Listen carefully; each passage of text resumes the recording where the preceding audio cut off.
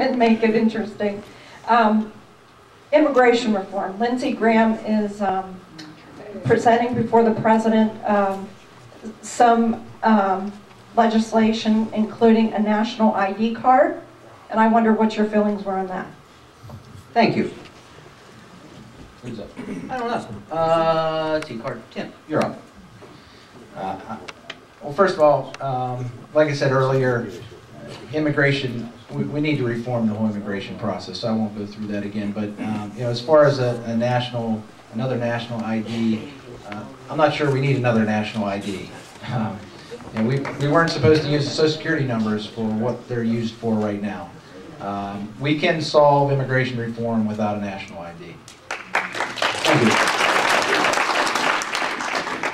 Now, we can solve immigration reform without a national ID, but what concerns me most about the quote-unquote immigration reform is that it is leading to a path to citizenship for people who have arrived here illegally. And that is just flat out wrong. My wife went through the process, became a United States citizen.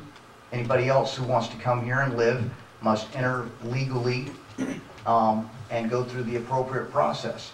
I'm fully in favor of legal immigration, but this the idea that we should just hand citizenship to everybody who pops up on the radar screen is just the absolute wrong answer. Thank you. Next. Reynolds Sawson from Evansburg, not really from around here, but just my question's of two parts, but they're both of similar natures. Will you each support each other if you fail to win the primary? And secondly, will you work together as much as possible to win the special election for, I don't know, how do I say, the conservative ideals? Fair enough. Thank you. Thank you. Well, I fully intend to win the primary.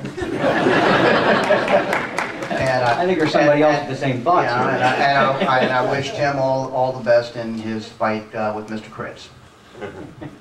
Okay. Tim.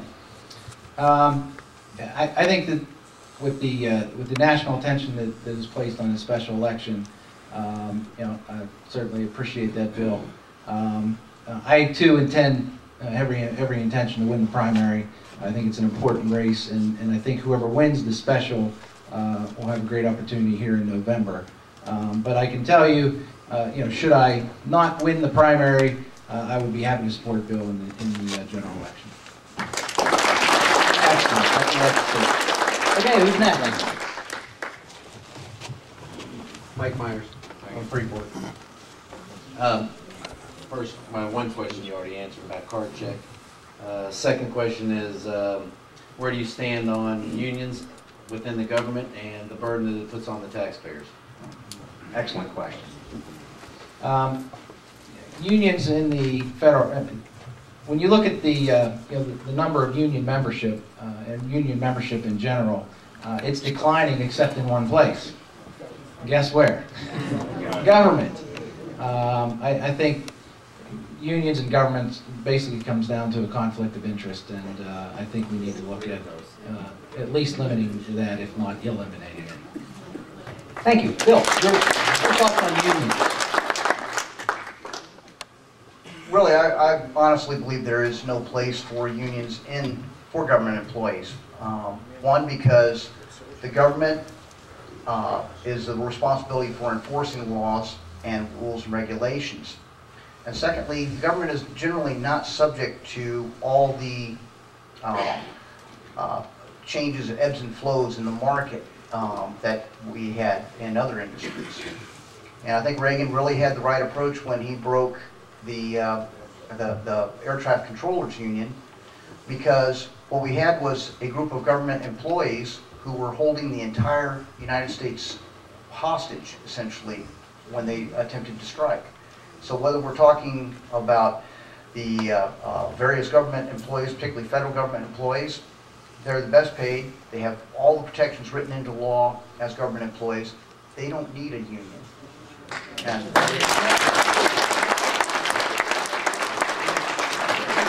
their attempts to coerce are in the end becoming exceptionally coercive and destructive to the functioning of our government. As we can see right now, where we have the President of the governor of SEIU is the most frequent visitor to the White House.